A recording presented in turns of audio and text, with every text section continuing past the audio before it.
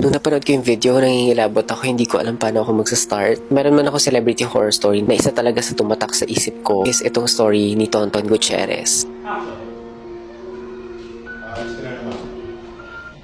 Wala kang pakialam. Asa mo? 3, 2, 1, action. Wala kang pakialam. Asa mo?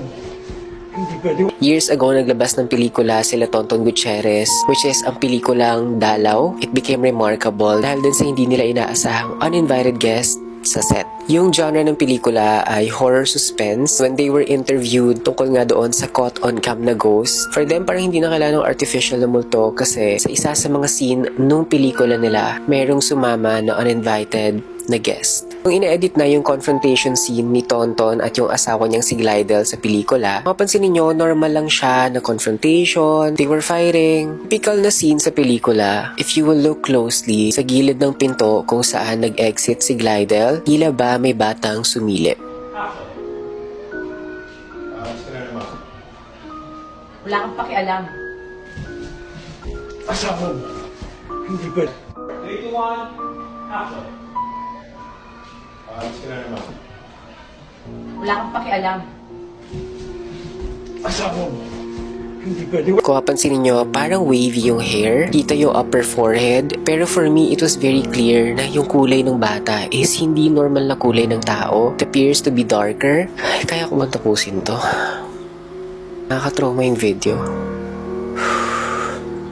Yes, yung bata ay sumilip while the camera is rolling habang kinukuhanan yung scene. Yung pinagtataka nila, isang take lang nila ginawa yung eksenang yun kasi nga it was a good take. Of course, veteran actors and actress sila. Kahit daw nung venue sa video assist, wala namang ulong sumilip. By the way, yung location kung saan nangyari yun ay sa isang abandoned house sa Dalahican, Cavite. So dahil abandoned house yun, personally, no wonder kung bakit may bata or may mga ligaw na entity katulad nun. People might think na baka anino lang yun or reflection lang sa kung saan. Pero kasi if you will notice, lang na-register na anino yung bata. Or is it really a kid? And katulad nung pagdaan ni Glidel, malinaw na meron siyang anino, so dapat kita rin yung anino ng kung sino man yung nasa likod ng door. E nakita pa nga daw yung paa at palda ni Glidel doon sa may parang butas. So talagang palaisipan kung sino or ano yung sumilip during the scene.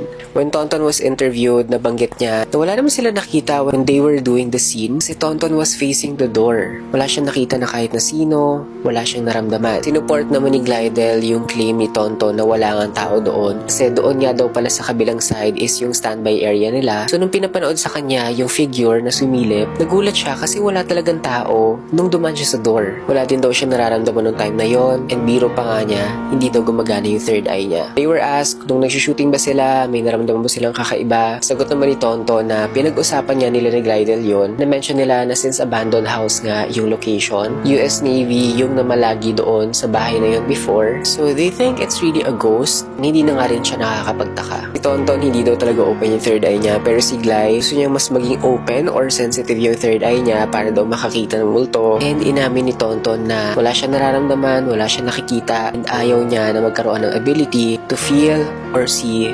ghosts. Kasi kahit siya daw ay takot din. Based sa interviews and sa nakalap nila information, first time may pinayagan na mag-shoot sa bahay na yon. And before that, 40 years palang abandonado yung bahay. So, posible kaya may nabulabog sila. For Glidel, yes, naniniwala siya. Baka nga may nabulabog sila. Even Tonton admitted na yes, meron yung multo doon. Ngayon, sa nalaman ko about the house, I am very certain na entity or talagang multo yung nakita or sumama doon sa video nila. What about you guys? Napanood nyo na rin ba tong video na to? And if yes, ano sa tingin ninyo yung nababalot na kababalaghan sa bahay na yon? But anyway, I got this story sa website ng PEP. Kung gusto nyo rin mabasa by yourselves, just go visit the link. And kung meron din kayo mga horror stories na katulad ng kila Tonton Gutierrez, enjoy my Facebook group, message me Instagram, share stories with me there, and I would happily share it to you if you would approve. Thank you so much for watching, and for more videos like this, please like, comment, and follow for more. Bye everyone!